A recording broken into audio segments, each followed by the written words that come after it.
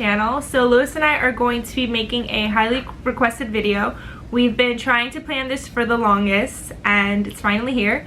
We're going to be making a two-part video on flight attendant questions and answers. So if you guys are interested in learning more about what is asked during either a phone interview, video interview, or face-to-face interview, just keep on watching.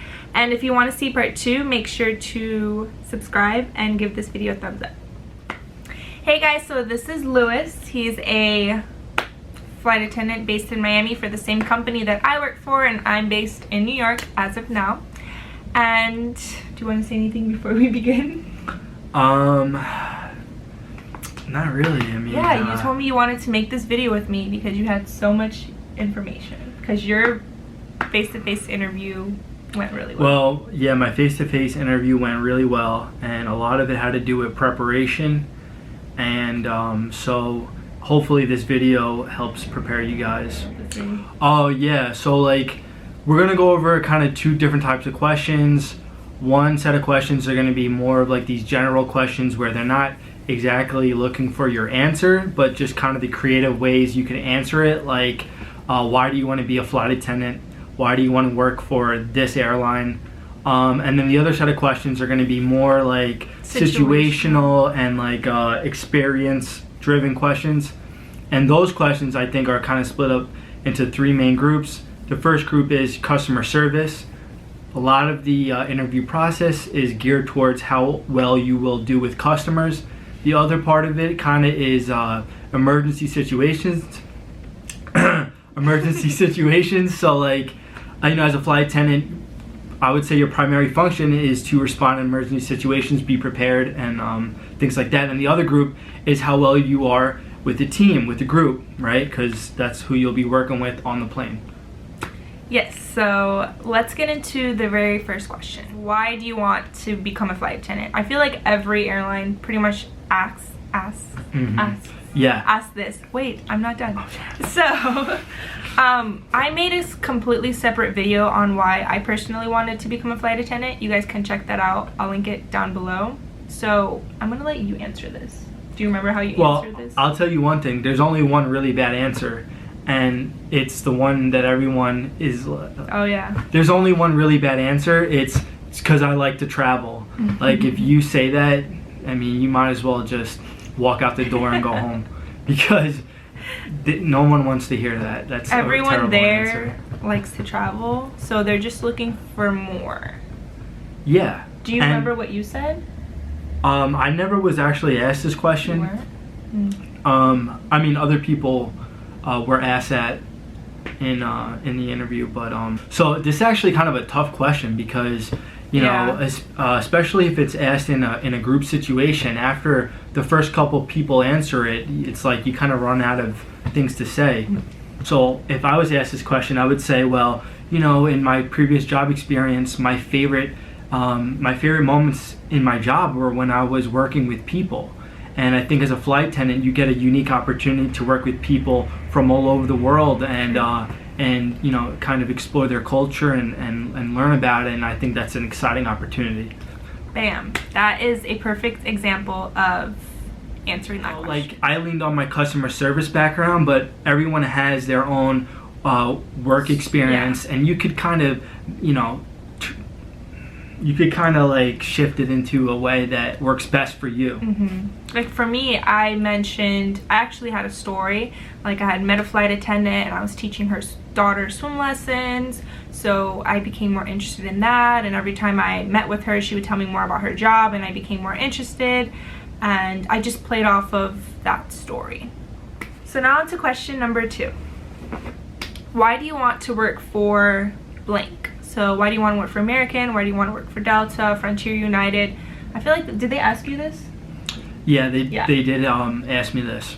Also, I forgot to mention, I don't think I've ever mentioned this, but I applied for 6 airlines and I've went to 3 face-to-face interviews.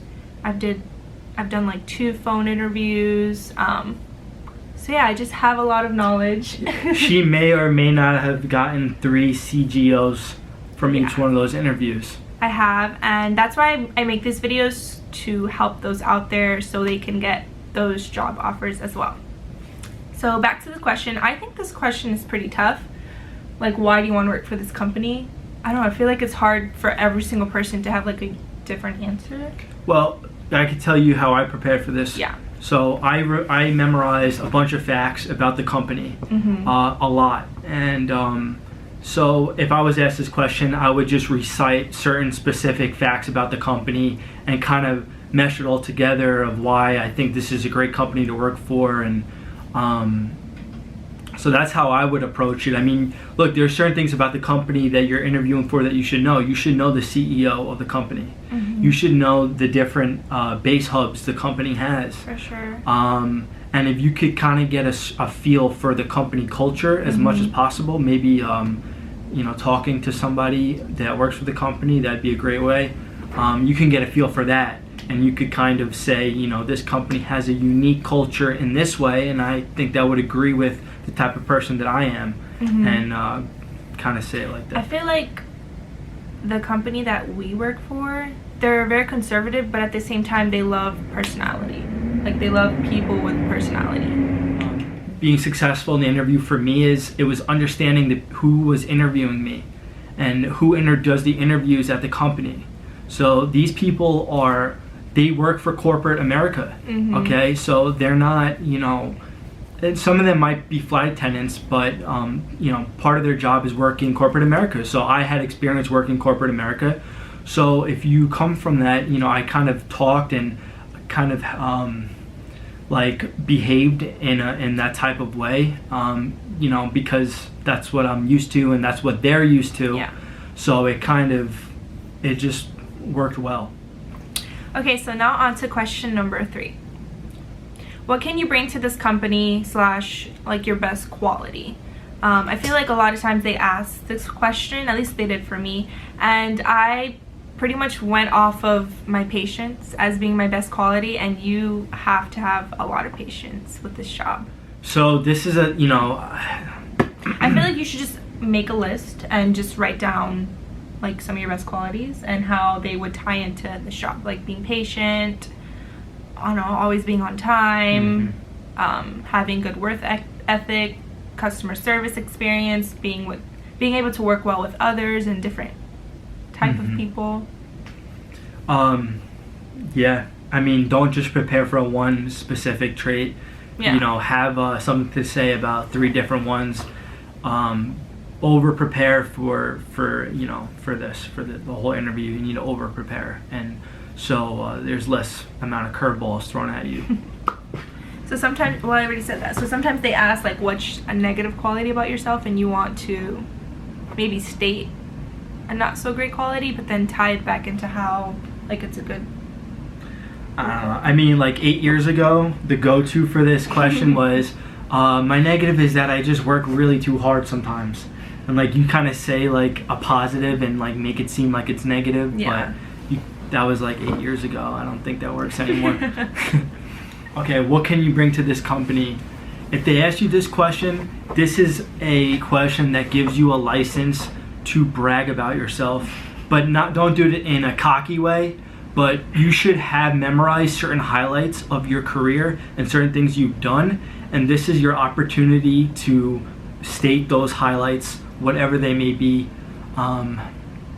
Would be a good So example. for example, I have safety background because I was a lifeguard for 3 years, so I would really like be punctual on that.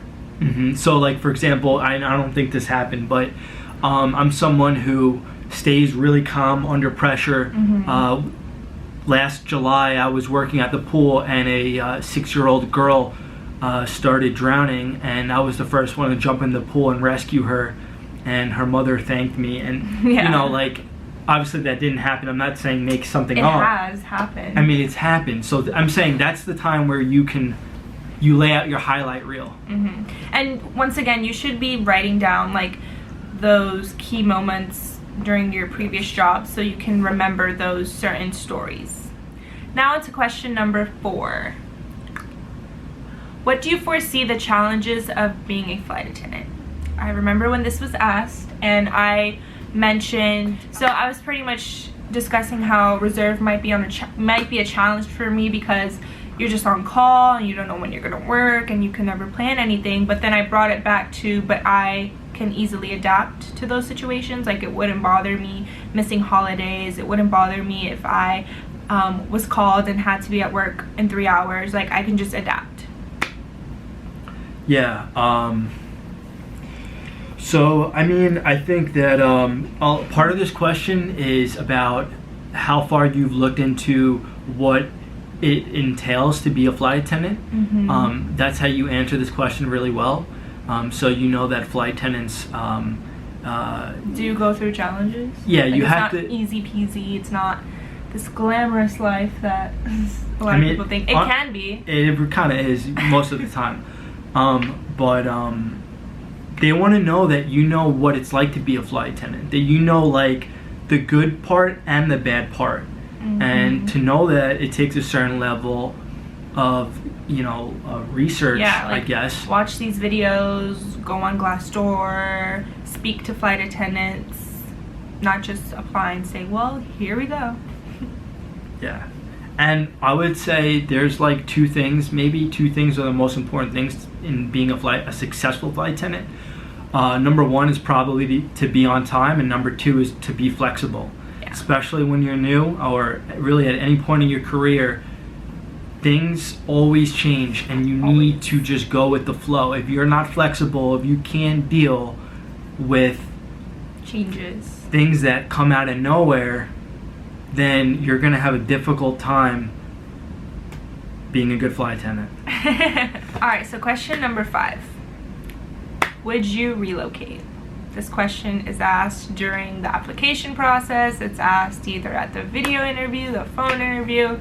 This question is going to be asked. And although it seems like a simple question, I hope everyone answering that question is saying yes, that they will relocate anywhere. Yes. I mean, really, like, if you say no, that you're not willing to relocate in an interview, you should just, like, go home, because that's kind of stupid. Like, so with this question, you have to think every question they ask you, there's a purpose as to why they're asking it. So with this question, why would they ask you that? They know you're going to say yes. Mm-hmm. And look, to be honest with you, not everyone's, like, some people are going to say, well, I've been living in this small town of Wyoming my whole life, and, I just want to go out and see other parts of the world. Okay, that's going to be, like, half of the answers. Mm-hmm. Okay? But let's get real. Not everyone truly is okay with relocating. So with this question, you got to sell it, right? Yeah. I mean, there's no other way to describe it. You have to sell it. So don't just say yes. Like, I was asked this during a video interview. Like, I would say yes, and then I would just elaborate a little bit more on why relocating wouldn't be a problem for me. But yeah, that was part 1 of our 2-part flight attendant interview questions and answers. So again, a lot of these questions, they're not super back-breaking questions, and a lot of them are going to be answered in a similar way. So in some interviews that you may do, it may be one-on-one, or it may be in a group setting where it's like you with 5 other people and 2 recruiters. So you gotta be prepared to answer questions being with a group, and as well as just you being one-on-one. So yeah, I hope you guys really enjoyed this video. It's really fun making videos with you. If you guys found this video very helpful in any way, make sure to give this video a thumbs up. And what else should they do? They should hit the subscribe button. Yes, subscribe. I have a goal to hit 10,000 subscribers this year. That's a weak goal. No, it's not. Let's go for 100K. 10,000. So I really appreciate if you guys subscribe, and I'll see you guys next time. Peace. Did that look weird when I talk, though? No, you're fine. I want to see it. We will. Okay, so the first one. But also don't lie. If you're gonna lie, make sure you're good at it and you sell it. I'm not putting that in there. No, I mean, you should. Okay, for example, if you really want this job just for the traveling, like, I don't know, be more elaborate. No, don't lean on that. I mean, I wouldn't go in that direction at all. Like, why would you even? I kind of like to travel, you know. I only like to travel certain places. Sorry. Best quality, and you have to have a lot of patience with this job. And now you come in. I don't think we should put that in. Why? Because I don't want to talk about the company. Okay. They're just not talking about the company, just talking about any company. But say it like in some interviews, they may put you in a room with 6 people like that. You know what I'm saying? So, are we gonna end it? Yeah, that's good. Okay. Let's do the outro. I gotta pee. No, we're almost done. Oh, okay. You're gonna keep me from peeing? I tried. What should you start? I should start a podcast.